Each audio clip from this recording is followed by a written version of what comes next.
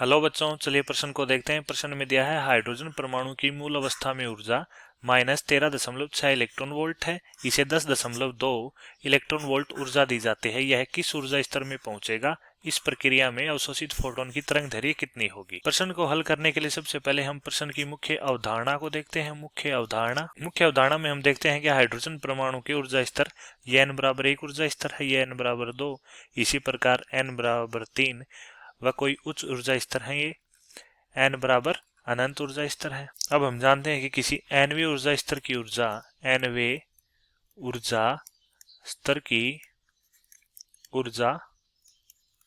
En बराबर होती है -13.6 बटे n का वर्ग इलेक्ट्रॉन वोल्ट।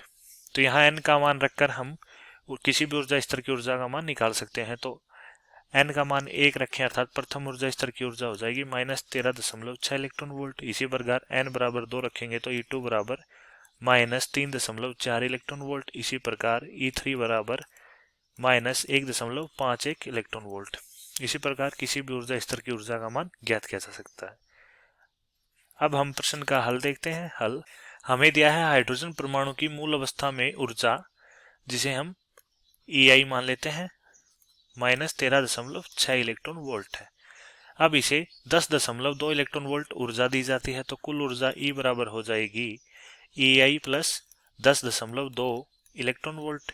तो यहाँ से हम लिख सकते हैं -13.6 electron volt plus 10.2 electron volt. तो E बराबर -3.4 इलेक्ट्रॉन वोल्ट।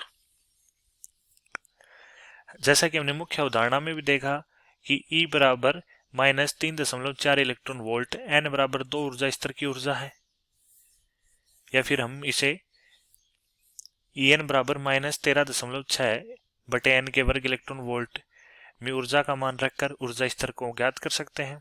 तो यहाँ से हम ऊर्जा स्तर निकालें तो हम लिख सकते हैं n का वर्ग, यहाँ से हम लिख सकते हैं n का वर्ग बराबर, तो यहाँ से हम लिख सकते हैं E बराबर -13.6 बटे n का वर्ग।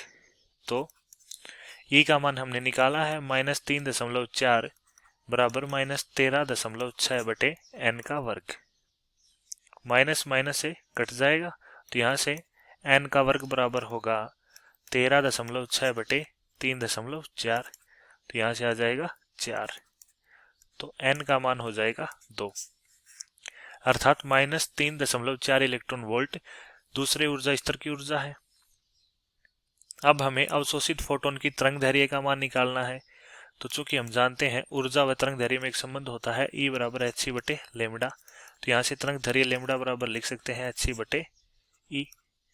और चूंकि हमने हाइड्रोजन परमाणु को ऊर्जा E बराबर 10.2 इलेक्ट्रॉन वोल्ट दी है तथा h प्लांक नियतांक है और c प्रकाश का वेग है, तो ये मान उपरोक्त समीकरण में रखेंगे तो हमारे पास आ जाएगा लेमडा बराबर 6.67 गुणा 10 की घात -34 जूल गुणा सेकंड गुणा 3 गुणा 10 की घात 8 मीटर बटे सेकंड बटे 10.2। ये ऊर्जा इलेक्ट्रॉन वोल्ट में है। इसे जूल में परिवर्तित करेंगे तो 1.6 गुणा 10 की घात -19 से गुणा करेंगे तो हमारे पास तरंग दैर्घ्य लेमडा का मान होगा लेमडा बराबर 1.213 गुणा 10 की घात -7 मीटर। तो यहाँ से हम लिख सकते हैं लेमडा बराबर 1213 गुणा 10 की घात -10 मीटर। चूंकि हम जानते हैं कि 1 एंगस्ट्रम बराबर होता है 10 की घात -10 मीटर, तो यहाँ से